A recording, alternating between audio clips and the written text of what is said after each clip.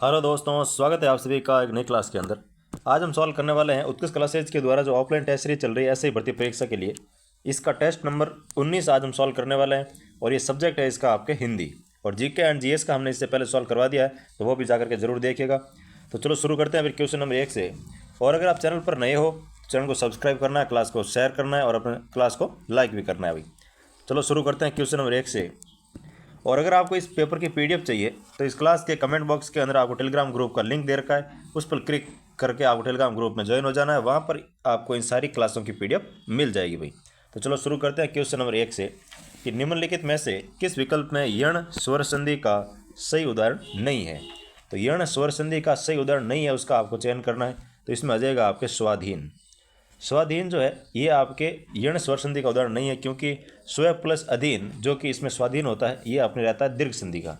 तो इसमें दीर्घ संधि है। नदी प्लस अर्पण, देवी प्लस आगम और संख्या प्लस उचित, ये सभी आपके इसमें रहते हैं यण संधि का उदाहरण। लेकिन ऑप्शन नंबर ए जो है इसमें आपके रहेगा दीर्घ संधि।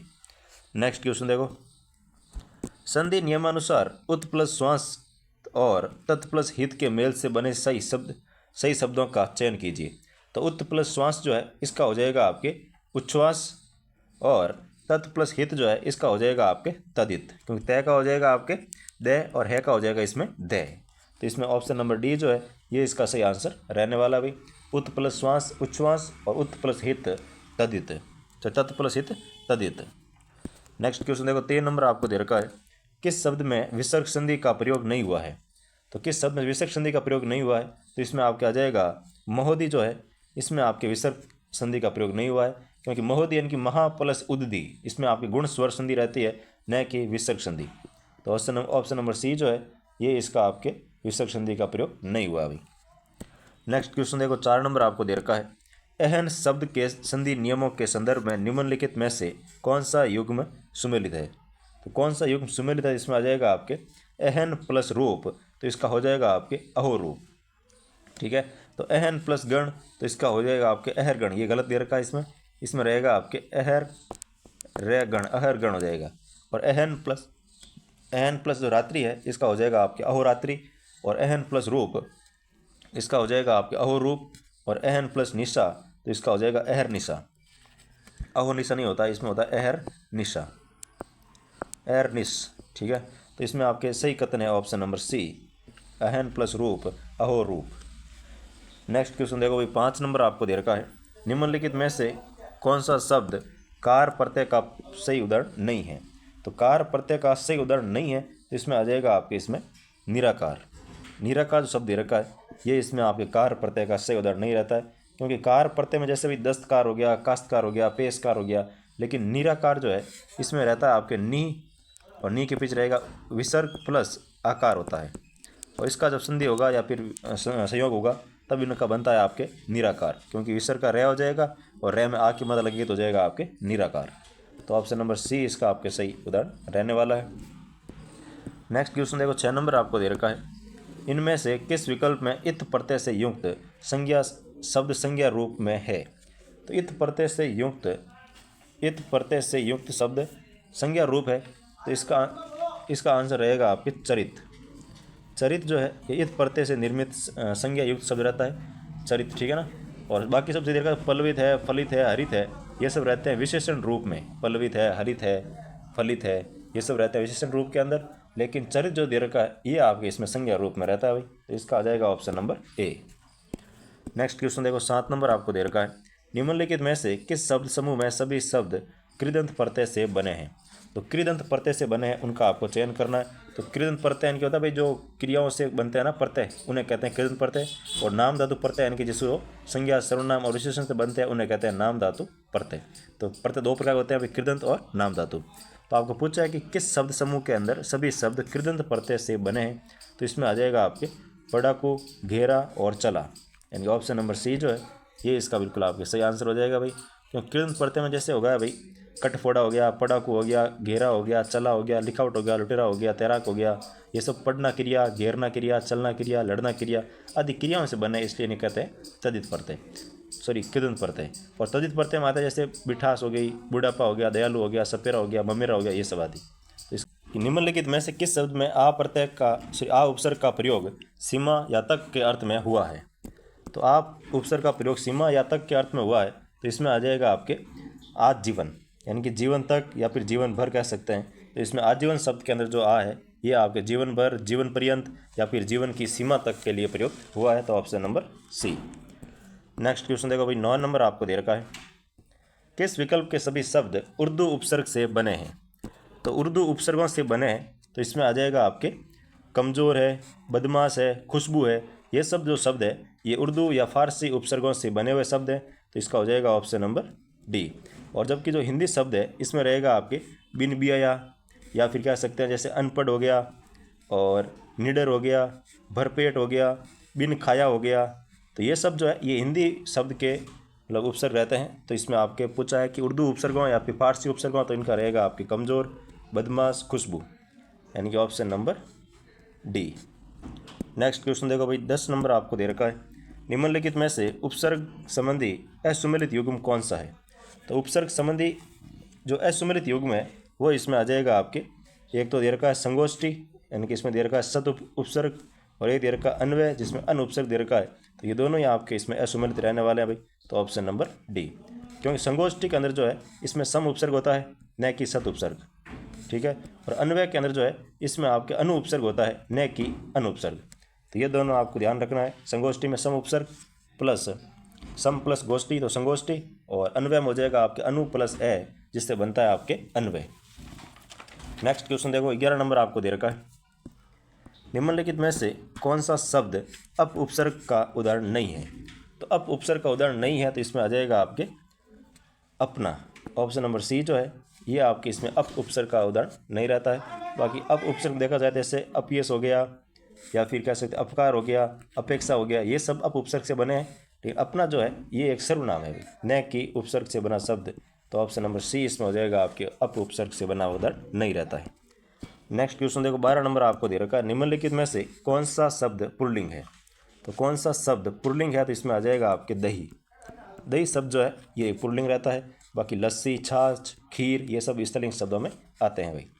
नेक्स्ट क्वेश्चन देखो, निम्नलिखित में से किस शब्द का वचन परिवर्तन नहीं होता है। तो वचन परिवर्तन नहीं होता अर्थात वो जिस वचन में है उसी में रहता है। तो इसमें आता है आपके चाचा।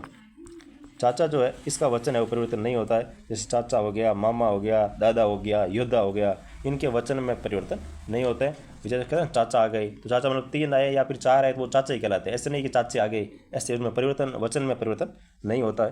तो इसमें आ जाएगा ऑप्शन नंबर डी, चाचा, मामा, दादा, योद्धा। इन सब शब्दों के अंदर वचन के अंदर भी ये एक वचन होगा तो भी यही आएगा और बहुवचन होगा तो भी यही सब प्रयुक्त होते हैं भाई। तो इसका आंसर हो जाएगा option number D. Next question देखो, 14 नंबर आपको दे रखा है, दवाई शब्द का सही बहुवचन रूप क्या है। तो दवाई शब्द का सही बहुवचन रूप जो है वो आ जाएगा आपके इसमें दवाइयाँ। बहुवचन होने पर ई की मात्रा छोटी हो जाती है तो इसमें आ जाएगा ऑप्शन नंबर डी, दवाइयाँ। नेक्स्ट क्वेश्चन देखो, 15 नंबर आपको दे रखा है, इनमें से कौन सा शब्द उभयलिंगी की तरह प्रयुक्त होता है। तो उभयलिंगी का यानी कि जिसमें दोनों लिंगों का अंदर रह जाता है, पुल्लिंग और स्त्रीलिंग जो है इन सभी के अंदर वो प्रयुक्त कर सकते हैं, उन्हें उभयलिंगी शब्द कहते हैं। और इसमें रहता है आपके प्रधानमंत्री जो है ये शब्द एक उभयलिंगी शब्द रहता है, जिसमें हम कह सकते हैं जैसे प्रधानमंत्री हो गया, डॉक्टर हो गया, मंत्री हो गया, राष्ट्रपति हो गया। तो ये सब शब्द क्या रहते हैं कि आप इसमें उभयलिंगी रहते हैं भाई। चाहे कोई पुरुष है तो भी हम कहेंगे राष्ट्रपति आ रहे हैं, कोई महिला है तो भी हम कहेंगे राष्ट्रपति आ रहे हैं, ठीक है। तो ये सारे शब्द है वो आपके उभयलिंगी रहते हैं, इसमें प्रधानमंत्री, डॉक्टर, मंत्री और राष्ट्रपति। और जबकि मिठास जो है, मिठास और स्वतंत्रता दे रखा है, ये दोनों रहते हैं स्त्रीलिंग शब्द और शिष्य रहते हैं पुल्लिंग शब्द। नेक्स्ट क्वेश्चन देखो, 16 नंबर आपको दे रखा है, निम्नलिखित में से स्त्रीलिंग शब्द की पहचान कीजिए। निम्नलिखित में से स्त्रीलिंग शब्द की पहचान आपको करनी है तो इसमें आ जाएगा आपके स्थापना। जो स्थापना शब्द है इसमें आपके स्त्रीलिंग शब्द रहता है तो ऑप्शन नंबर सी। और अध्यापक है, स्वदेश है, अपराध है, ये सब रहता है इसमें आपके पुल्लिंग। तो इसका सही आंसर रहेगा option number C. Next question देखो, 17 नंबर आपको दे रखा है, आजकल सोना बहुत महंगा हो गया है, वाक्य में रेखांकित शब्द का वचन क्या है। आजकल सोना बहुत महंगा हो गया तो सोने के नीचे है वो रेखांकित कर रखा है, तो रेखांकित शब्द का वचन क्या होगा। तो इसमें आ जाएगा आपके एक वचन। सोना एक वचन रहेगा क्योंकि ये द्रव्यवाचक संज्ञा है। तो इसमें आ जाएगा ऑप्शन नंबर एक वचन। नेक्स्ट क्वेश्चन देखो, 18 नंबर आपको दे रखा है, वृत्ति की दृष्टि से असंगत विकल्प का चयन करें। तो वर्ती की दृष्टि से असंगत जो विकल्प है इसमें आ जाएगा आपके डी। अब तक वह सो गया होगा, इसमें संभावना बोधक वर्ती है, जो कि इसमें आपके असंगत विकल्प रहने वाला है। और क्योंकि इसमें जो है ना कि ये अब तक सो गया होगा, इसमें संदेहार्थक वर्ती है। अभी वो संदेह कर रहा है कि अब तक तो सो गया होगा शायद तक, तो संदेहार्थक वर्ती इसमें रहती है। बाकी शायद आज वर्षा हो, संभावना है।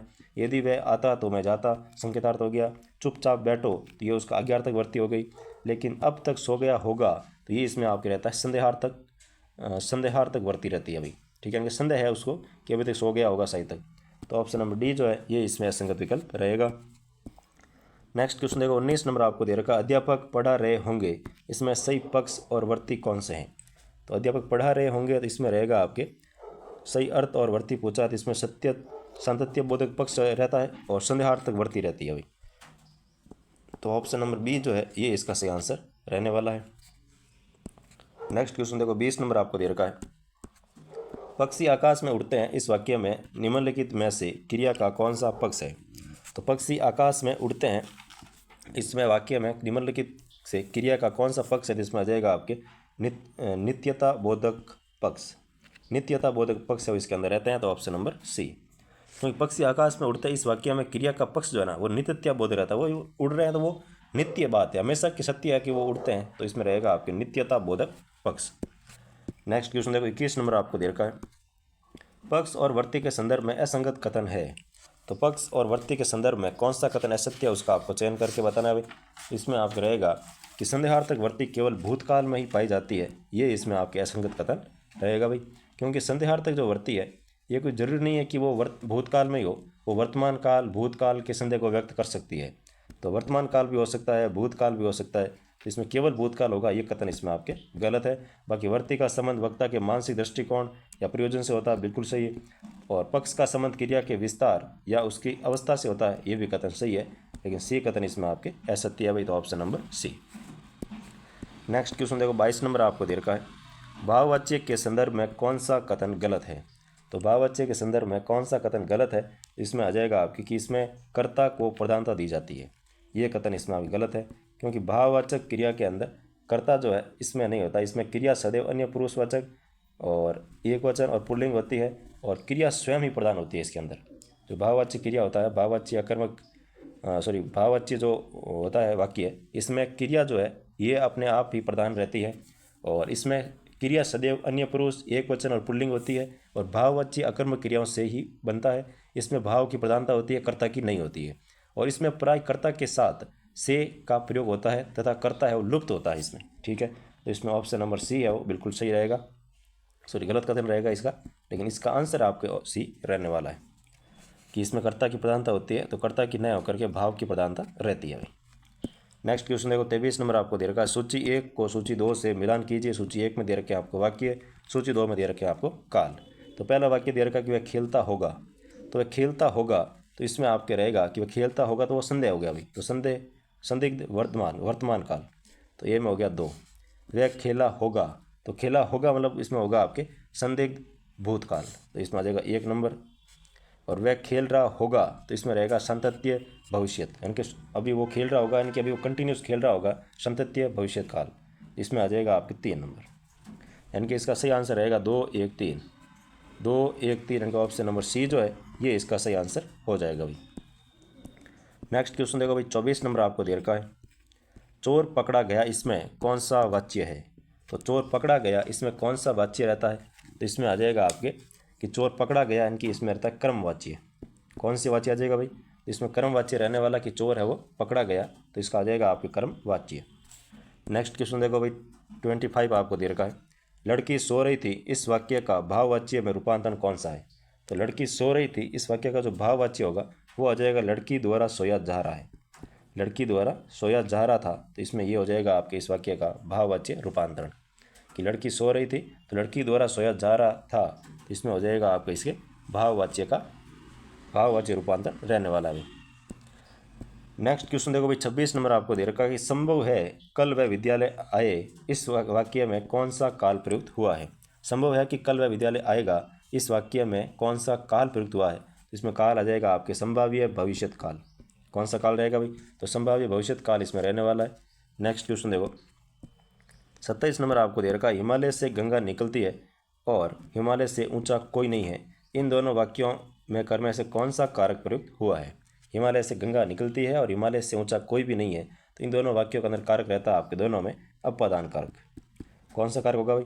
तो दोनों में अपादान कारक है वो रहने वाला है। तो इसमें हिमालय से गंगा निकलती है और हिमालय से ऊंचा कोई नहीं है, इन दोनों वाक्यों के अंदर आपके अपादान कारक रहता है, क्योंकि इसमें दोनों में है वो हिमालय से गंगा निकलती है, यानी कि इसमें गंगा जो है वो हिमालय से दूर जा रही है भाई, तो इसमें आपके अपादान कारक रहता है। और ऐसे होता है ना कि भाई कोई चीज़ जहाँ से उद्गमित हो रही है तो वहाँ पर हमेशा ध्यान रखना अपादान कारक ही होता है। तो इसका हो जाएगा ऑप्शन नंबर ए। नेक्स्ट क्वेश्चन देखो, 28 नंबर आपको दे रखा है, संबंध कारक के बारे में कौन सा कथन गलत है?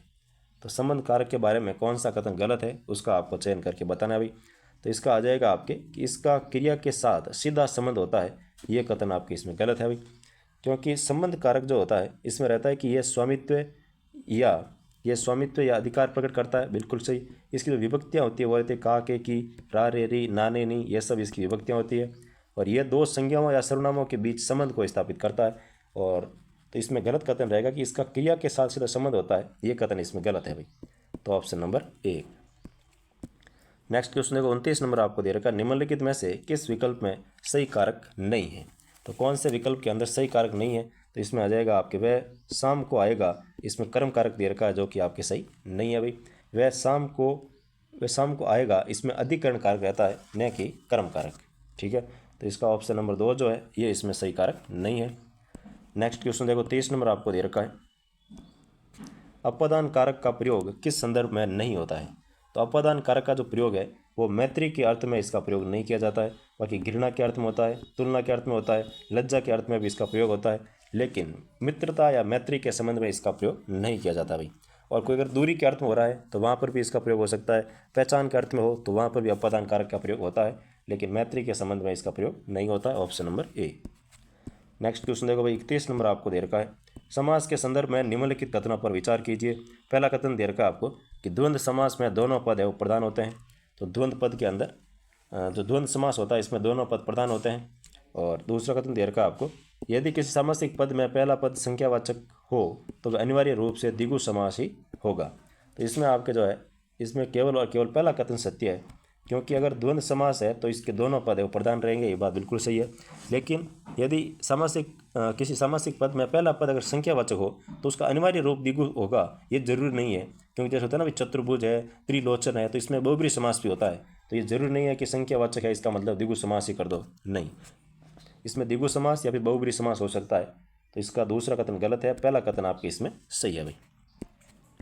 नेक्स्ट क्वेश्चन देखो, 32 नंबर आपको दे रखा है, किस विकल्प में उपपद तत्पुरुष का उदाहरण है? तो उपपद तत्पुरुष का उदाहरण है तो इसमें आ जाएगा आपके जलद। जलद के अंदर आपके उपपद तत्पुरुष समास रहता है, तो option number C. Next question देखो भाई, 33 नंबर आपको दे रखा है, निम्नलिखित में से किस विकल्प में समाहार द्वंद्व समास का प्रयोग हुआ है?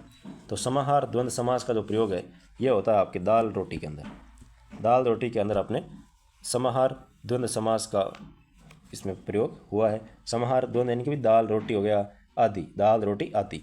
और वैकल्पिक द्वंद्व जैसे होता है भला बुरा, तो भला या बुरा।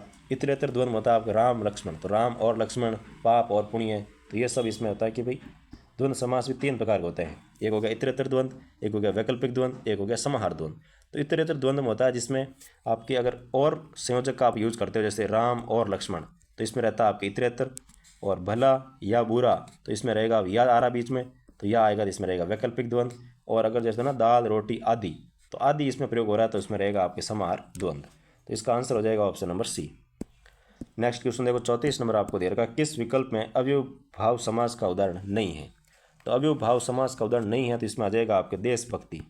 देशभक्ति आपके इसमें अव्ययभाव समास का उदाहरण नहीं है, यह आपके रहता है संप्रदान तत्पुरुष समास, ठीक है। तो संप्रदान तत्पुरुष समास का उदाहरण रहता है देशभक्ति, देश के लिए भक्ति या देश की भक्ति। और बाकी हाथों हाथ इसमें अव्ययभाव समास, यथाशक्ति इसमें अव्ययभाव समास, प्रतिदिन इसमें भी आपके अव्ययभाव समास रहता है। लेकिन 4 नंबर ऑप्शन डी जो है इसमें कोई भी आपके अव्ययभाव समास नहीं है भाई। नेक्स्ट क्वेश्चन देखो, 35 नंबर आपको दे रखा, वह अचानक चला गया, इस वाक्य में अचानक किस प्रकार का क्रिया विशेषण है? तो वह अचानक चला गया, इस वाक्य में अचानक किस प्रकार का, अचानक में किस प्रकार की क्रिया रहती है? तो इसमें आ जाएगा आपके ऋत्विवाचक। कैसे चला गया भाई? अचानक चला गया, तो इसमें ऋत्विवाचक क्रिया विशेषण रहता है option number C. Next question देखो 36 नंबर आपको दे रखा है, निम्नलिखित में से संबंध बोधक अवयव का उदाहरण कौन सा है। तो संबंध बोधक अवयव जो है इसका उदाहरण रहता है आपके, संबंध बोधक आ जाएगा कि राम घर के भीतर बैठा है। राम जो है वो कहाँ बैठा है भाई, तो राम घर के भीतर बैठा है, ये इसका रहता है संबंध बोधक अवयव। तो इसका हो जाएगा ऑप्शन नंबर ए। ठीक है, राम घर के भीतर बैठा है, जबकि इसमें अगर देखा जाए तो इसमें रहता है जैसे वह बहुत धीरे बोलता है। तो बहुत धीरे बोलता है, इसमें आपके रहता है क्रिया विशेषण। ठीक है, जो कि रीतिवाचक रहता है। और तुम ऊपर जाओ तो इसमें रहता है स्थानवाचक विशेषण रहता है। और वह भीतर बैठा है तो इसमें भी आपके स्थानवाचक क्रिया विशेषण रहने वाला है। जबकि इस जो पहला वाला ऑप्शन दिया रखा आपको कि राम घर के भीतर बैठा है, इसमें आपके संबंध बोधक विशेषण रहता है भाई। नेक्स्ट क्वेश्चन देखो 37 नंबर आपको दे रखा, तुम तो कल आने वाले थे, इस वाक्य में तो क्या है।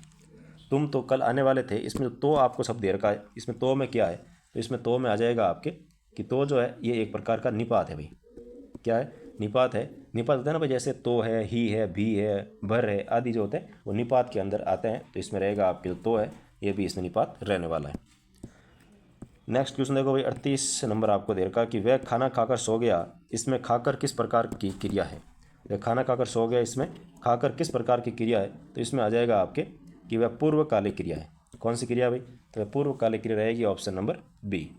और खाकर मतलब खाकर जैसे में कर आ रखा है ना, समझ आना कि उसमें आपके पूर्वकालिक क्रिया ही रहने वाली है। तो इसका आंसर हो जाएगा option number B. Next question देखो 39 नंबर आपको दे रखा है, द्वितीय परिणार्थक क्रिया की पहचान करें। तो द्वितीय परिणार्थक जो क्रिया होती है इसमें रहेगा आपके लिखवाना। प्रथम हो गया आपके लिखाना, और परिणार्थक द्वितीय हो जाएगी आपके लिखवाना। तो लिखना, लिखाना और लिखवाना ये सब इसमें रहते हैं कर्म। तो ऑप्शन नंबर सी जो है ये इसमें रहेगी आपकी द्वितीय परिणार्थक क्रिया। नेक्स्ट क्वेश्चन देखो भाई 40 नंबर आपको दे रखा है कि किस विकल्प में विशेषण की उत्तमावस्था का प्रयोग हुआ है। तो विशेषण की उत्तमावस्था का प्रयोग होता है अपने कि हिंदुस्तान का सबसे बड़ा दुश्मन हिंदुस्तानी ही है। तो हिंदुस्तान का सबसे बड़ा दुश्मन है वो हिंदुस्तानी ही है। तो इसका ऑप्शन नंबर रहेगा आपके सी। ठीक है, क्योंकि इसका अगर मूल अवस्था देखा जाए तो जैसे होता है ना मधुर गीत है, तो ये होती मूलावस्था। और उत्तमावस्था उत्तरावस्था पूछा जाए तो राम श्याम से अधिक बुद्धिमान है, तो इसमें होता है आपके उत्तरावस्था। उत्तरावस्था का मतलब कि अगर दो के बीच कंपैरिजन कर रहे हो आप तो इसमें उत्तरावस्था होती है, और सबके बीच कंपैरिजन कर रहे हो तो इसमें रहता है आपकी उत्तमावस्था। तो सबके बीच यानी कि भाई हिंदुस्तान का सबसे बड़ा दुश्मन हिंदुस्तानी ही है, तो ये इसमें रहता है आपके उत्तरावस्था। ठीक है, और अमृता उससे सुंदर है, तो इसमें भी आपके रहेगा उत्तरावस्था। इसमें उत्तरावस्था रहता है लेकिन इसमें रहता है उत्तमावस्था, option number C. Next question देखो 41 नंबर आपको दे रखा है, निम्नलिखित में से विशेषण की दृष्टि से कौन सा युग्म असंगत है। तो विशेषण की दृष्टि से कौन सा युग्म असंगत है, तो इसमें आ जाएगा आपके वह घर। इसमें अन्य पुरुष सर्वनाम दे रखा है जो कि आपके गलत है, क्योंकि वह घर के अंदर रहेगा आपके सर्वनामिक विशेषण। ठीक है, तो इसमें सर्वनामिक विशेषण आएगा भाई, न कि अन्य पुरुषवाचक सर्वनाम। तो ऑप्शन नंबर रहेगा इसमें सी। नेक्स्ट क्वेश्चन देखो 41 नंबर आपको दे रखा है, संज्ञा के संदर्भ में निम्नलिखित कथनों पर विचार कीजिए। पहला कथन आपको दे रखा है कि व्यक्तिवाचक संज्ञा का प्रयोग जब किसी व्यक्ति के गुणों को बताने के लिए किया जाता है तब वह जातिवाचक संज्ञा बन जाता है। यानी कि व्यक्तिवाचक संज्ञा का प्रयोग जब किसी व्यक्ति के गुणों को बताने के लिए किया जाता है ना, तब वह है वो जातिवाचक संज्ञा बन जाता है। तो ये कथन आपके बिल्कुल सही है भाई। दूसरा दे रखा है कि भीष्म पितामह जैसे नाम सदैव व्यक्तिवाचक ही रहते हैं चाहे उनका प्रयोग किसी भी संदर्भ में हो। तो यह कथन तो गलत है भाई, क्योंकि भीष्म पितामह एक ऐसे व्यक्ति थे जो अपनी प्रतिज्ञा पर रहने के लिए अपना राज काज सारा कुछ छोड़ दिया था। तो आज के अगर ज़माने में कोई भी ऐसे इंसान अगर प्रतिज्ञा करता है तो उनको कहते हैं कि ये भीष्म है, मतलब आधुनिक भीष्म हो गया या फिर वर्तमान का भीष्म हो गया, तो उनको संज्ञा दी जाती है। तो वो जातिवाचक संज्ञा के अंदर भी रहते हैं, तो इसमें सदैव व्यक्तिवाचक रहेंगे, ये कथन आपके गलत है भाई। तो इसमें आंसर आ जाएगा केवल और केवल एक सत्य है, option number B. Next question देखो भाई, और जैसे होता है ना भाई व्यक्तिवाचक संज्ञा का प्रयोग जब किसी व्यक्ति के गुणों को बताने के लिए किया जाता है ना, तब वह जातिवाचक संज्ञा बन जाता है। जैसे कि आज भी देश में जयचंदों या विभीषणों की कमी नहीं है, तो जयचंद विभीषण व्यक्तिवाचक संज्ञा थे, लेकिन उनके गुणों के आधार पर इसका प्रयोग हो रहा है, तो ये अब रहेगा आपके जातिवाचक संज्ञा बन जाता है। और भीष्म पितामह जैसे नाम सदैव व्यक्तिवाचक ही रहते हैं चाहे उसका प्रयोग कहीं भी संदर्भ में हो, तो ये गलत रहता है, क्योंकि इसमें नामों का प्रयोग भी विशेषण की तरह होने पर वे जातिवाचक बन जाते हैं अभी। तो इसमें ऊपर वाला हो गया। तो इसका नेक्स्ट देखो 43 आपको दे रखा है, जातिवाचक संज्ञा से बनी भाववाचक संज्ञा का सही उदाहरण कौन सा है। तो जातिवाचक संज्ञा से बनी भाववाचक संज्ञा का जो उदाहरण है ये रहेगा आपके लड़कपन, ऑप्शन नंबर बी, क्योंकि जातिवाचक संज्ञा से बनी भाववाचक संज्ञा जो है ये लड़कपन सही उदाहरण है। जैसे लड़का था जातिवाचक संज्ञा, इससे बन गया लड़कपन, जो कि बन गया भाववाचक संज्ञा। और लिखना क्रिया प्लस आवट प्रत्यय लगते हो गया लिखावट, लड़का प्लस पन लड़कपन, और अपन प्लस अपन जो है सर्वनाम है और त्वय इसमें प्रत्यय अपन तो हो गया सुंदर विशेषण है, और इसमें ता प्रत्यय लगती हो गया सुंदरता। तो ये इस प्रकार रहता है। तो इसमें आपके जातिवाचक से बनी भाववाचक रहेगी लड़कपन, option number B. Next question देखो भाई 44 आपको दे रखा है, सर्वनाम के संदर्भ में असत्य कथन कौन सा है। तो सर्वनाम के संदर्भ में जो असत्य कथन इसमें आएगा आपके, वो आ जाएगा कि सर्वनाम के साथ संबोधन कारक का प्रयोग हो सकता है, ये इसमें असंगत कथन रहता है भाई। और इसका जो आपके रहेगा, जैसे सर्वनाम का अपना कोई लिंग नहीं होता है, क्रिया से ही उसके लिंग के संबंध में बोध होता है, तो ये भी कथन सत्य है। सर्वनाम संज्ञा के स्थान पर प्रयुक्त होते हैं, ये भी सही है। पुरुषवाचक सर्वनाम के 3 उपभेद होते हैं, तो ये भी आपकी इसमें सही बात है। और सर्वनाम में केवल 7 कारक ही होते हैं, ये भी आपको ध्यान रखना। संबोधन का प्रयोग है वो इसमें प्रयुक्त नहीं होता भाई। तो इसका आंसर हो जाएगा आपका ऑप्शन नंबर ए, कि सर्वनाम के साथ संबोधन कारक का प्रयोग हो सकता है, तो ये कथन गलत है भाई, क्योंकि सर्वनाम में केवल 7 ही कारक होते हैं, संबोधन इसमें नहीं रहता है। तो इसका ऑप्शन नंबर हो जाएगा आपके ए, जो कि गलत है। नेक्स्ट क्वेश्चन देखो 45 आपको दे रखा है, किस वाक्य में मध्यम पुरुष सर्वनाम का प्रयोग हुआ है। तो मध्यम पुरुष सर्वनाम का प्रयोग हुआ है, तो इसमें आ जाएगा आपके आप यहाँ बैठिए। जो आप यहाँ बैठिए जो है, ये इसमें आपके रहता है मध्यम पुरुषवाचक सर्वनाम, क्योंकि मध्यम पुरुषवाचक सर्वनाम जो है इसमें आप बैठिए मतलब उनको इज्जत देने के लिए बोल रहा है कि आप यहाँ बैठिए। और वे दे रखा कि वे खेल रहे हैं, तो इसमें रहेगा आप अन्य पुरुष सर्वनाम। और मैं घर जा रहा हूँ, तो इसमें रहेगा उत्तम पुरुष सर्वनाम। मैंने उसे बुलाया है, तो इसमें रहेगा आपके उत्तम पुरुष सर्वनाम। बाकी बी में रहेगा आपकी मध्यम पुरुष सर्वनाम, option number B. Next question देखो भाई 46 नंबर आपको दे रखा है, भाववाचक संज्ञा का प्रयोग जातिवाचक संज्ञा के रूप में कब होने लगता है।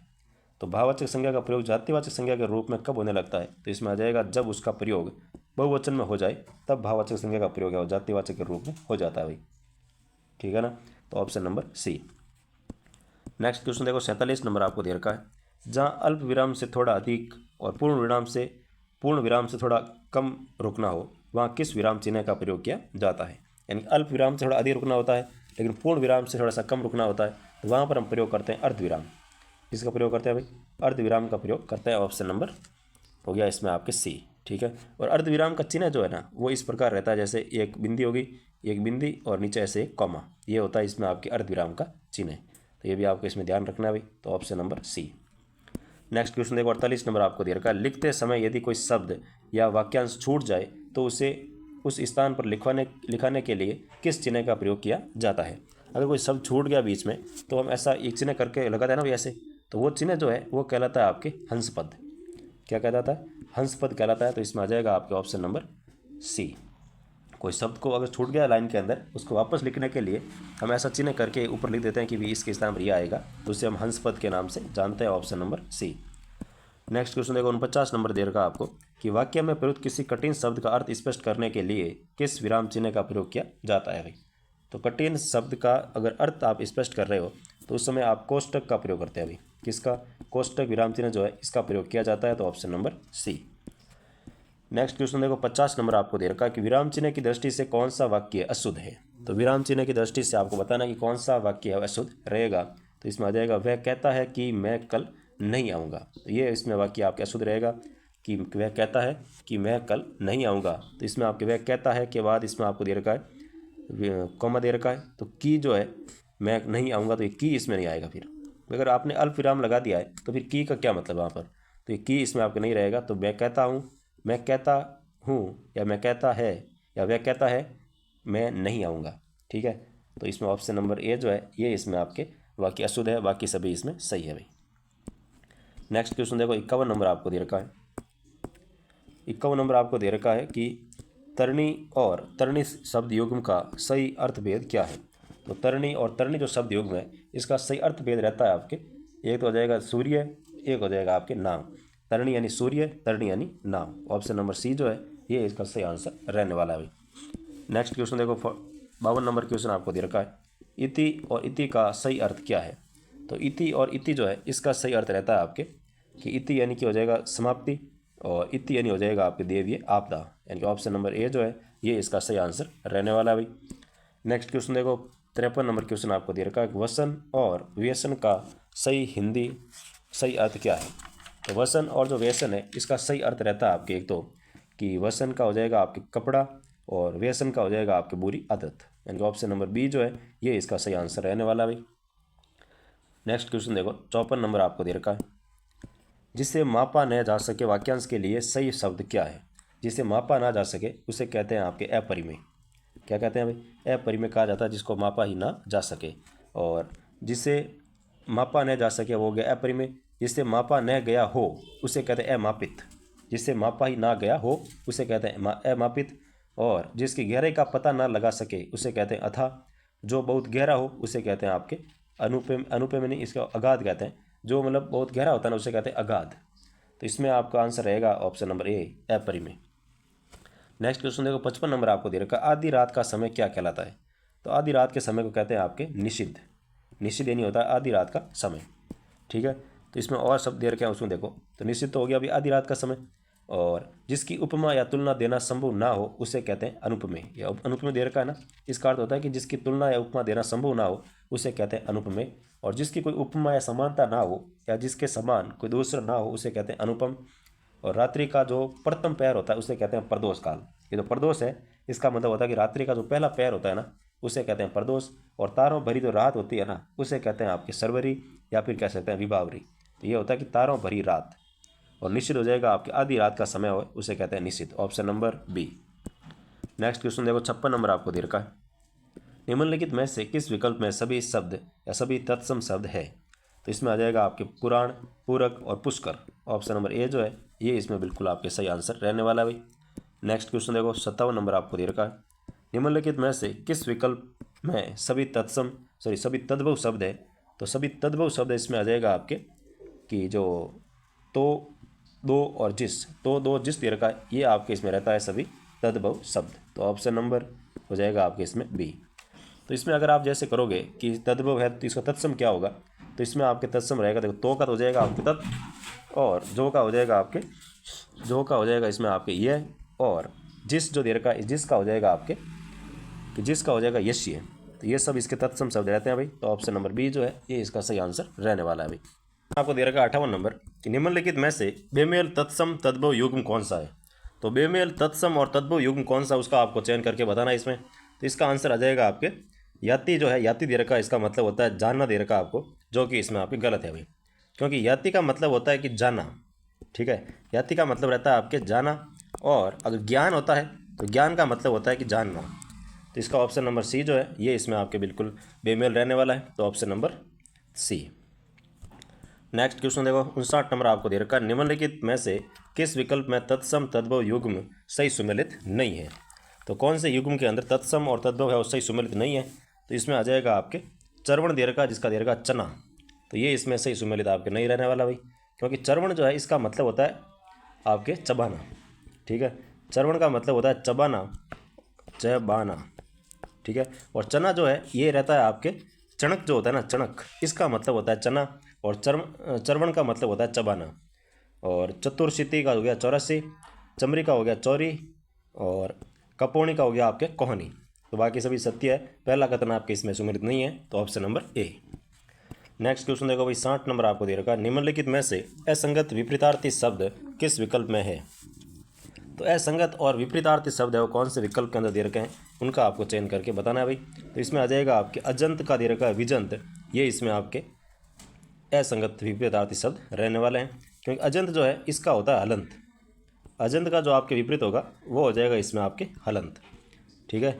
और बाकी पुष्ट का हो गया शीर्ण, पुरुष का हो गया आपके कोमल, और औत्रात्य का हो गया आपके दक्षिणात्य। तो ये सभी सत्य है। तो ऑप्शन नंबर ए। नेक्स्ट क्वेश्चन देखो भाई 61 नंबर आपको दे रखा है कि निम्नलिखित में से किस विकल्प में विपरीतार्थी शब्द सही नहीं है। तो विपरीतार्थी शब्द सही नहीं है तो इसमें आ जाएगा आपके ऑप्शन नंबर डी कि पृष्ठ का दे रखा आपके प्रतिमुख, जो कि आपके इसमें सही नहीं है। क्योंकि इसमें जो पृष्ठ है इसका होता है मुख, पृष्ठ यानी मुख होता है। बाकी प्रतिमुख तो इसका समानार्थी शब्द होता है भाई आपके, पृष्ठ प्रतिमुख है, विपरीत है, ये सब इसके रहते हैं आपके समानार्थी शब्द। और पृष्ठ का विपरीत रहेगा आपके मुख, पृष्ठ मुख, ठीक है। तो इसका हो जाएगा option number D. Next question देखो 62 नंबर आपको दे रखा कि निम्नलिखित में से असंगत विलोम शब्द कौन सा है। तो असंगत विलोम शब्द जो है इसमें आ जाएगा आपके सत्व का दे रखा है तमस। तो सत्व का तमस नहीं होता है भाई, ये इसमें आपके असंगत विलोम शब्द रहने वाला है, क्योंकि जो सत्व होता है ना, इसमें होता है आपके तय डबल आता है भाई, से और ये तय आधा रहेगा, और सत्व इसका रहता है आपके तमस। तो ये कथन आपके इसमें रहेगा विलोम शब्द जो कि असंगत शब्द रहने वाला, ऑप्शन नंबर सी। बाकी प्रत्युमुख जो है इसका हो जाएगा आपके प्राणमुख, दुत्कार का हो जाएगा सत्कार, और पाश्चात्य का हो जाएगा आपके परुस्तीय, और सत्व का हो जाएगा आपके तमस। ये option number C. Next question देखो 63 नंबर आपको दे रखा है, निम्नलिखित में से किस विकल्प में सभी पर्यायवाची एक दूसरे से संबंधित नहीं है। तो कौन से क्या विकल्प के अंदर सभी पर्यायवाची एक दूसरे से संबंधित नहीं है। तो इसमें आ जाएगा आपके सिंदूर, कलब और सेंधव, ये तीनों है वो परस्पर एक दूसरे से संबंधित नहीं रहते हैं भाई। क्योंकि इसमें अगर देखो आप कि सिंदूर दे रखा है, तो सिंदूर रहता है हाथी का पर्यायवाची, और कलब जो है ये भी रहता है हाथी का पर्यायवाची। लेकिन जो सेंधव दे रखा है ना, ये सेंधव रहता है घोड़े का पर्यायवाची। तो ये तीनों अलग अलग हो गए भाई, ये दो तो हाथी के पर्यायवाची और सेंधव हो गया घोड़े का पर्यायवाची। तो इसमें आपके ये विपरीतार्थी या फिर कह सकते हैं कि ये दूसरे से संबंधित नहीं रहते हैं, option number B. Next question देखो 64 नंबर आपको दे रखा है, निम्नलिखित में से पर्याय की दृष्टि से असुमेलित विकल्प कौन सा है। तो पर्याय की दृष्टि से जो असुमेलित विकल्प है इसमें आ जाएगा आपके दीमक। तो दीमक का दे रखा है वामी, सीमिका और पिपीलिका, जो कि इसमें आपके गलत है भाई। दीमक का होता है आपके वल्मीकि, वल्मीक, वामी और सीमिका। ये पिपलिका जो है ये इसका आंसर नहीं रहने वाला।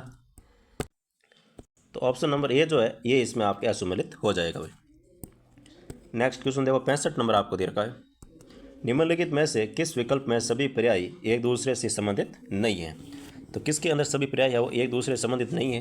तो इसमें आ जाएगा आपके ऑप्शन नंबर बी, रद, दसन और दंतपुट, ये तीनों है वो एक दूसरे से पर्यायवाची संबंधित नहीं रहते हैं। क्योंकि जो रद है, रद का मतलब होता है दांत, दसन का मतलब होता है दांत, लेकिन दंतपुट जो है इसका मतलब आ जाएगा आपके ओष्ठ, जो ओष्ठ होता है इसमें रहेगा दंतपुष्ट। तो ऑप्शन नंबर बी जो है ये आपके एक दूसरे से संबंधित नहीं रहते हैं भाई। नेक्स्ट क्वेश्चन देखो 66 आपको दे रखा है, उडू या रिक्स या तारक आदि किसके पर्याय है। तो उडू है, रिक्स है, तारक है, ये आदि किसके पर्याय रहते हैं। तो ये आ जाएगा आपके तारा के पर्यायवाची। तो तारा होता है इसके पर्यायवाची रहते हैं आपके उड, रिक्स या फिर तारक। तो ऑप्शन नंबर ए। नेक्स्ट क्वेश्चन देखो भाई 67 आपको दे रखा है, और तारे के अगर और पर्यायवाची देखा जाए तो तारा जैसे तारिका हो गया, नक्षत्र हो गया, ये सभी इसी के पर्यायवाची रहते हैं अभी। नेक्स्ट क्वेश्चन देखो 67 आपको दे रखा है कि चूहल, टट्ठा और मखोल आदि किसके पर्याय है। तो चूहल है, टट्ठा है और जो अपन मखोल है ये आदि किसके पर्यायवाची रहते हैं। तो इसमें आ जाएगा आपके परिहास के, जो परिहास है इसका पर्यायवाची रहता है मखोल, चोहल, ये सभी इसके पर्यायवाची में आते हैं भाई। और इसके अलावा देखा जाए तो परिहास में जैसे मस्करी हो गया, ठिठोली हो गया और दिल्लगी हो गया, विनोद हो गया, ये सभी भी इसी के आंसर रहते हैं भाई। और इसका आंसर आ जाएगा आपके option number B. Next question देखो 68 आपको दे रखा है कि अपनी खाट के नीचे देखना मुहावरे का उचित भावार्थ कौन सा है। तो अपनी खाट के नीचे देखने का मतलब होता है कि अपना दोस्त देखना, ठीक है, अपना दोस्त देखना मतलब अपनी खाट के नीचे देखना, ऑप्शन नंबर ए इसका बिल्कुल सही हो जाएगा भाई। और अपनी खाट के नीचे देखना अपना दोस्त देखना हो गया। और पानी पानी होना तो शर्म से आंखें झुक जाना मतलब हो गया इस पानी पानी होना। और किसी वस्तु को ढूंढना तो इसका हो जाएगा आपके चप्पा चप्पा छान मारना। तो किसी वस्तु को ढूंढना मतलब चप्पा चप्पा छान मारना, तो इसका आंसर हो जाएगा आपका ऑप्शन नंबर ए। नेक्स्ट क्वेश्चन देखो भाई 69 आपको दे रखा है, निम्नलिखित में से मुहावरे संबंधी असुमेलित विकल्प कौन सा है। तो मुहावरे संबंधी असुमेलित विकल्प जो है इसमें आ जाएगा आपके अमन चैन पालना। अमन चैन पालना यानी कि शांति से जीना, ये इसमें आपके इसमें असुमेलित विकल्प रहने वाला भाई, ऑप्शन नंबर सी। अमन चैन पालना मतलब नशा, मतलब होता है भाई नशा सेवन करना। तो अमन चैन पालने का मतलब होता है कि नशा सेवन करना। ये जो शांति से जीना ये कथन इसमें गलत है, इसका मतलब होता है कि नशा सेवन करना। और अपने पाँव को पहुंचना, तो अपने पाँव को पहुंचना मतलब किसी बात की परवाह नहीं करना। और अबतर करना मतलब बिगाड़ना हो गया। और अमन पा जाना यानी कि मृत्यु होना। अमन पा जाना मतलब होता है भाई मृत्यु पा जाना। तो इसमें ऑप्शन नंबर सी जो है ये इसमें आपके गलत रहने वाला है। और अमन चैन पालना का मतलब होता है आपके कि नशा सेवन करना। नेक्स्ट क्वेश्चन देखो भाई 70 नंबर आपको दे रखा है, निम्नलिखित में से त्रुटिपूर्ण भावार्थ युक्त लोकोक्ति कौन सी है। तो त्रुटिपूर्ण भावार्थ युक्त जो लोकोक्ति है वो इसमें आ जाएगी आपके अढ़ाई हाथ की ककड़ी 9 हाथ का बीज। इसका मतलब होता है कि आवश्यकता से बहुत अधिक प्राप्त हो जाना। तो ये इसमें त्रुटिपूर्ण भावार्थ रहता है क्योंकि ये इसका सही अर्थ नहीं रहेगा भाई। और इसमें आपके सही अर्थ रहेगा कि जैसे अढ़ाई मतलब इसमें दे रखा है कि आपके अढ़ाई हाथ की ककड़ी 9 हाथ का बीज, इसमें मतलब होता है आपके कि अनहोनी होना। अनहोनी जो होती है तो इसका वो आपके मुहावरा है वो रहता है कि अढ़ाई हाथ की ककड़ी और 9 हाथ का बीज। तो ऑप्शन नंबर रहेगा आपके इसमें सी जो है ये इसमें त्रुटिपूर्ण विकल्प रहने वाला है अभी। नेक्स्ट क्वेश्चन देखो 71 आपको दे रखा है, निम्नलिखित में से लोकोक्ति संबंधी बेमेल विकल्प कौन सा है। तो लोकोक्ति संबंधी जो बेमेल विकल्प है वो इसमें कौन सा रहता है, तो इसमें आ जाएगा आपके ऑप्शन नंबर बी कि उपजई ए संग जल माई जलज जोक जिमी गुण विलगाई। तो इसका जो आपके भावार्थ रहेगा, इसका भावार्थ होता है आपके कि एक पिता के बेटे भी एक जैसे नहीं होते हैं। तो इसमें देर का असंभव और विपरीत बात होना, तो इसका मतलब होता है कि एक पिता के बेटे भी एक जैसे नहीं होते हैं। तो इसका यह आपके अर्थ सही रहने वाला है, option number B. Next question देखो 72 आपको दे रखा कि निम्नलिखित में से किस विकल्प में वाक्यांश हेतु समुचित एक शब्द नहीं है। तो वाक्यांश हेतु समुचित एक शब्द नहीं है, तो इसमें आ जाएगा आपके कृष्ण का सारथी, इसको मातली कहते लिखा है जो कि आपकी गलत है भाई, क्योंकि कृष्ण का जो सारथी है उनका नाम होता है दारुक। तो कृष्ण का सारथी का क्या आ जाएगा, एकार्थी शब्द देखा जाए तो इसमें रहता है आपके दारुक, कृष्ण का सारथी यानी कि दारुक। तो ऑप्शन नंबर हो जाएगा आपके इसमें बी। बाकी किसी कार्य के लिए दी जाने वाली सहायता, अनुदान, भगवान कृष्ण शिव की जटाएं तो करपद, नाटक का पर्दा गिरना तो पटाक्षेप हो गया, और कृष्ण का सारथी दारुक हो गया, इंद्र का सारथी मातली हो गया, राजा दशरथ का सारथी सुमंत हो गया। तो ये सारे आपको इसमें एकार्थी शब्द ध्यान होने चाहिए भाई। नेक्स्ट क्वेश्चन देखो 73 आपको दे रखा है, निम्नलिखित में से वाक्यांश संबंधी असुमेलित विकल्प कौन सा है। तो वाक्यांश संबंधी जो असुमेलित विकल्प है वो इसमें आ जाएगा आपके कि प्रातः काल गाया जाने वाला जो राग है उसको प्रत्युष दे रखा है, जो कि इसमें गलत है। प्रातः काल गाया जाने वाला जो राग होता है उसे कहते हैं भैरवी राग। क्या कहते हैं भाई, ये रे है, ठीक है ना, भैरवी राग है जो कि प्रातः काल गाया जाता है भाई। तो इसमें हो जाएगा ऑप्शन नंबर ए जो कि असुमेलित आपके रहने वाला है।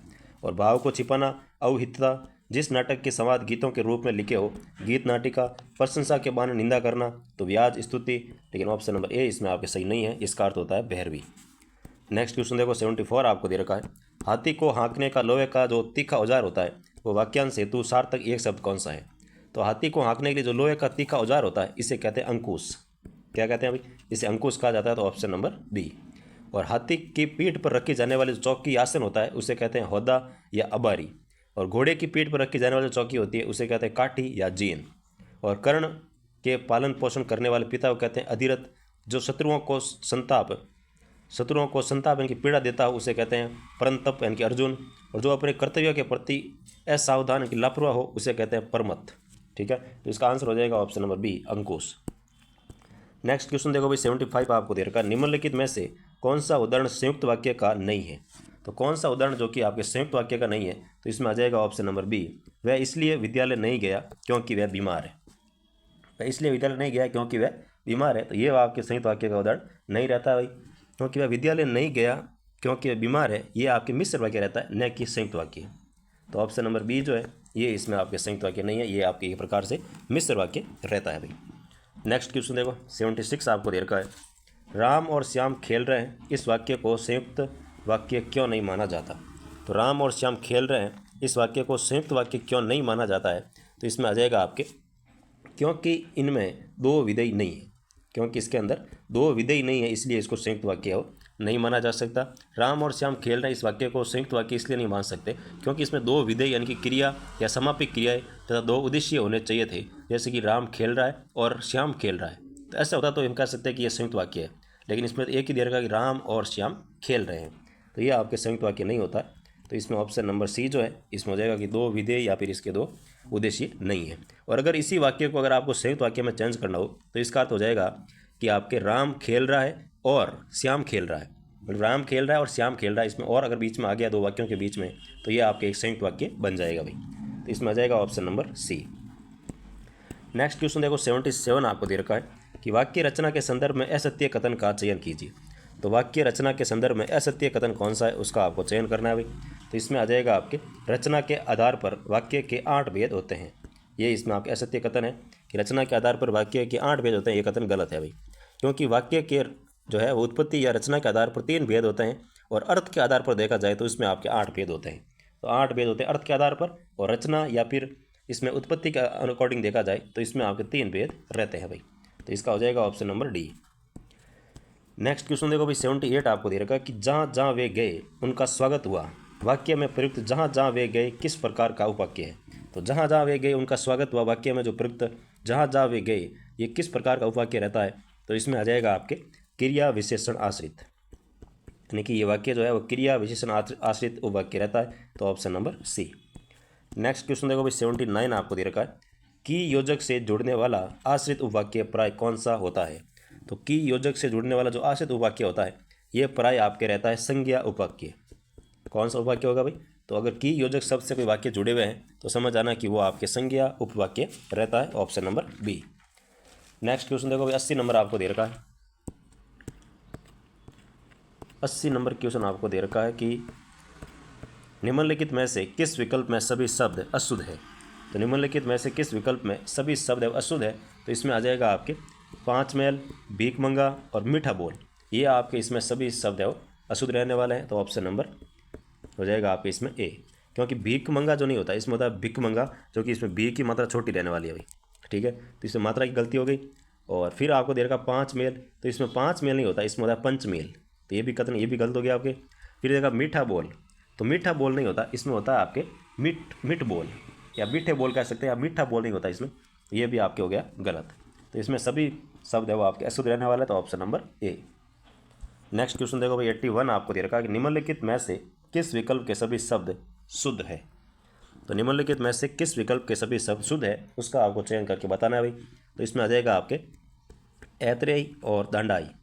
ऐत्रेयी और जो दंडयायन है ये आपके दोनों शब्द एकदम शुद्ध रहते हैं। तो option number D. Next question देखो 82 आपको दे रखा है कि निम्नलिखित में से किस विकल्प में वर्तनिक दृष्टि से अशुद्ध शब्द है? तो वर्तनिक दृष्टि से अशुद्ध शब्द है तो इसमें आ जाएगा आपके कौमुदी।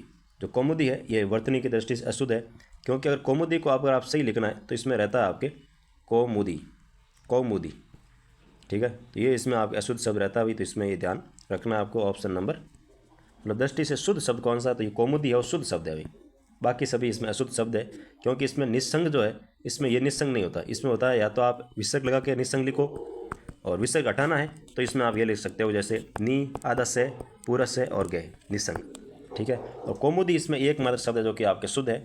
और निश्रित, तो निश्रित भी इसमें आपके गलत है, या तो इसमें आधा से आएगा बीच में या फिर इसमें विसर्ग प्लस श्रित कर सकते हैं।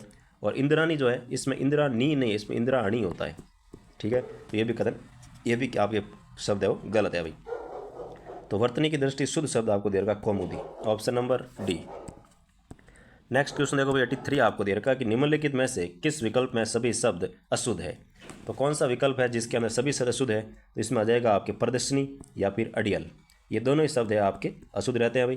क्यों प्रदर्शनी जो है इसमें ये स के ऊपर ई की मात्रा नहीं आएगी, इसमें आप ये लिख सकते हो कि प्रदर्शनी, ठीक है, ये इसमें सही रहता है। और जो अड़ियल है ये अड़ियल नहीं होता, इसमें अड़े के अंदर ई की मात्रा आएगी तो इसमें आपका होगा अड़ियल, ठीक है। तो ये दोनों इसके शुद्ध शब्द रहते हैं, प्रदर्शनी और अड़ियल। Option number C. Next question देखो 84 आपको दे रखा कि निम्नलिखित में से किस विकल्प में अशुद्ध शब्द है? तो किस विकल्प के अंदर अशुद्ध शब्द है उसका आपको चयन करके बताना है भाई। तो इसमें आ जाएगा आपके गोपिनी। तो गोपिनी एक अशुद्ध शब्द रहता है, क्योंकि गोपिनी नहीं होता, वो होता है गोपी। क्या होता है भाई? वो आप गोपी शब्द होता है, न कि गोपिनी। तो ऑप्शन नंबर बी जो है ये इसमें आपके अशुद्ध शब्द रहने वाला भाई। नेक्स्ट क्वेश्चन देखो 85 आपको दे रखा है, निम्नलिखित में से किस विकल्प में अशुद्ध वाक्य है? तो किस विकल्प में अशुद्ध वाक्य है? तो इसमें आपका जाएगा देखो कौन आया है। सॉरी, देखो कौन आई है, ये जो आपके शब्द है ये इसमें आपके अशुद्ध वाक्य रहने वाला भाई, क्योंकि इसका अगर आप शुद्ध देखोगे तो इसमें आएगा आपके देखो कौन आया है, ठीक है, देखो कौन आया है, न कि कौन आई है। तो इसमें आपके ये जो स्त्रीलिंग वगैरह का जो शब्द बन रहा है ये इसमें गलत हो जाएगा। इसका सही अर्थ रहेगा आपके कि देखो कौन आया है। तो ऑप्शन नंबर ए जो है ये इसमें अशुद्ध वाक्य हो जाएगा भाई। नेक्स्ट क्वेश्चन देखो 86 आपको दे रखा है, निम्नलिखित में से किस विकल्प में शुद्ध वाक्य नहीं है? तो कौन से विकल्प के अंदर शुद्ध वाक्य नहीं है? तो इसमें आ जाएगा आपके लड़का शहर से अपने गांव में चला गया। तो शुद्ध वाक्य नहीं है, तो ये आपके शुद्ध वाक्य इसमें नहीं है भाई कि लड़का शहर से अपने गांव में चला गया, ये कथन इसमें गलत है। तो इसका अगर सही शुद्ध वाक्य होगा तो वो इस प्रकार होगा कि लड़का शहर से अपने गाँव चला गया, शहर से अपने गाँव चला गया, ठीक है। लड़का शहर से अपने गांव चला गया, जो मैं दे रखा ये इसमें गलत है भाई, ठीक है ना। तो इसका हो जाएगा ऑप्शन नंबर ए। नेक्स्ट क्वेश्चन देखो भाई 87 आपको दे रखा कि निम्नलिखित में से किस विकल्प में शुद्ध वाक्य है? तो निम्नलिखित में से किस विकल्प में शुद्ध वाक्य है? तो इसमें आ जाएगा आपके कि क्योंकि वह देरी से आया इसीलिए प्रवेश न कर सका। क्योंकि वह देरी से आया इसीलिए वह प्रवेश न कर सका, तो ये इसमें आपके शुद्ध वाक्य रहता है भाई, option number C. Next question देखो 88 आपको दे रखा कि निम्नलिखित में से किस विकल्प में शुद्ध वाक्य है? तो निम्नलिखित में से किस विकल्प में शुद्ध वाक्य है? तो इसमें आ जाएगा आपके वहाँ का तंबाकू अच्छा होता है। तो वहाँ का जो तंबाकू है वो अच्छा होता है, ये विकल्प इसमें आपके शुद्ध वाक्य का है। बाकी सभी आपके विकल्प इसमें गलत है भाई, क्योंकि पहला दे रखा कि एक कविता की पुस्तक लाना, तो एक कविता की पुस्तक लाना ये गलत है। इसमें होता है कि भाई कविता की पुस्तक लाना, तो ये गलत हो गया एक। और वह बाजार में पुस्तक लेने गया, तो बाजार में पुस्तक लेने गया, इसमें मैं की जगह आपके से होगा, बाजार से पुस्तक लेने गया, तो ये मैं भी गलत हो गया भाई। और फिर दे रखा आपको जैसा गुड़ डालोगे उतना मीठा होगा, तो ये गलत है। जैसा गुड़ डालोगे उतना मीठा होगा नहीं, जैसा की जगह होगा जितना, जितना गुड़ डालोगे उतना ही मीठा होगा, तो जितना उतना हो गया। तो इसमें आपके जैसा वाला शब्द है वो गलत आ रखा है। तो इन तीनों के अंदर आपके अशुद्ध वाक्य है, ऑप्शन नंबर डी जो है ये आपके एकदम शुद्ध वाक्य रहता है भाई। नेक्स्ट क्वेश्चन देखो 89 आपको दे रखा है निम्नलिखित में से किस विकल्प में अशुद्ध वाक्य नहीं है? तो कौन से विकल्प के अंदर अशुद्ध वाक्य नहीं है उसका आपको चयन करना भाई। तो इसमें आ जाएगा आपके कि वह दुखद घटना तब घटी जब कोरोना का चौओर और प्रभाव था। वह दुखद घटना तब घटी जब चारों ओर या कोरोना का चौओर और प्रभाव था, तो ये कथन आपके इसमें अशुद्ध वाक्य नहीं है, बाकी सभी वाक्य अशुद्ध है भाई। इसमें से दे रखा आपको कि सब्जी में हरी धनिया डाली गई, तो इसमें सब्जी में हरी धनिया डाली गई नहीं, हरी धनिया डाला गया, तो ये इसमें गलत हो जाएगा। चोर दंड देने योग्य है, तो चोर दंड देने योग्य है, इसमें यह नहीं होता। इसमें होता है कि चोर जो है वो दंड पाने योग्य है, देने योग्य नहीं, दंड पाने योग्य होता है, ठीक है। तीसरा दे रखा है महात्मा ने उसे श्राप दिया, तो महात्मा ने श्राप की जगह श्राप, यह आप गलत दे रखा है, इसकी जगह होता है आपके साप। महात्मा ने उसे साप दिया, मतलब श्राप दिया, उसको हम साप कहते हैं, ठीक है। तो शुद्ध शब्द जो है साप ही होता है, न कि श्राप, तो ये कथन हो गया आपके अशुद्ध। तो इसमें ऑप्शन नंबर डी जो है ये इसमें आपके शुद्ध वाक्य रहता है भाई। नेक्स्ट क्वेश्चन देखो 90 नंबर आपको दे रखा निम्नलिखित में से किस विकल्प में वाक्यांश हेतु असंगत शब्द है? तो निम्नलिखित में से किस विकल्प के अंदर वाक्यांश हेतु असंगत शब्द है? तो इसमें आ जाएगा आपके कि किसी आदरणीय का स्वागत करने के लिए चलकर कुछ आगे पहुंचना, तो इसे अग्रगण्य कहते हैं, तो ये कथन आपकी इसमें गलत है, क्योंकि किसी आदरणीय का स्वागत करने के लिए चलकर कुछ आगे पहुंचना इसे कहते हैं अगवानी। क्या कहते हैं भाई? इसे अगवानी कहा जाता है, न कि अग्रगण्य। बाकी प्रेम उत्पन्न करने वाला, अनुरंजक, किसी के दुख से दुखी होकर उस पर दया करना, अनुकंपा, और जो ढका हुआ न हो, अपरिच्छिन्न, ये भी आपसे सही है। लेकिन तीसरा जो ऑप्शन सी था ये इसमें आपके जो कि है असंगत रहने वाला है, इसका सही अर्थ रहेगा आपके अगवानी, ठीक है ना भाई। नेक्स्ट क्वेश्चन देखो 91 आपको दे रखा है मसाला और पनीर शब्द किस भाषा से हिंदी में ग्रहित हुए हैं? तो मसाला और जो पनीर है ये दोनों शब्द है फारसी भाषा से हिंदी के अंदर ग्रहित किए गए, तो इसमें हो जाएगा आपके ऑप्शन नंबर बी फारसी शब्द। नेक्स्ट क्वेश्चन देखो भाई 92 आपको दे रखा है निम्नलिखित में से अशुद्ध विकल्प कौन सा है? तो अशुद्ध विकल्प इसमें रहेगा आपके ब्लू कॉलर जॉब जो है इसका कार्य अर्थ दे रखा आपके श्रेष्ठ कार्य, तो ये श्रेष्ठ कार्य नहीं होता है। ब्लू कॉलर जॉब जो है इसे कहते हैं कायिक कार्य, ठीक है, इसे कहते हैं अभी कायिक कार्य। ऑप्शन नंबर सी जो है ये इसमें आपके रहेगा अशुद्ध विकल्प, तो option number C. Next question देखो 93 आपको दे रखा कि निम्नलिखित में से बेमेल विकल्प कौन सा है? तो बेमेल विकल्प इसमें आ जाएगा आपके एग्जिस्टेंसी जो है इसमें दे रखा आवश्यकता, जबकि इसका अर्थ होता है आपके अति आवश्यक, ठीक है। अति आवश्यक जो होता है इसे कहते हैं एग्जिस्टेंसी, यानी कि अति आवश्यकता। तो ऑप्शन नंबर सी जो है ये इसमें आपके अशुद्ध या बेमेल विकल्प रहने वाला है।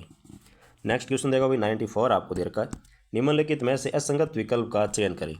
तो असंगत विकल्प कौन सा है उसका आपको चयन करना है। इसमें आ जाएगा आपके सुमन जो है इसमें दे रखा आदेश, जबकि सम्मन का मतलब आदेश नहीं होता है, सम्मन का मतलब होता है कि आह्वान करना। क्या करना? आह्वान करना होता है इसका मतलब, तो इसमें आपके आदेश की जगह हो जाएगा आह्वान, ऑप्शन नंबर सी।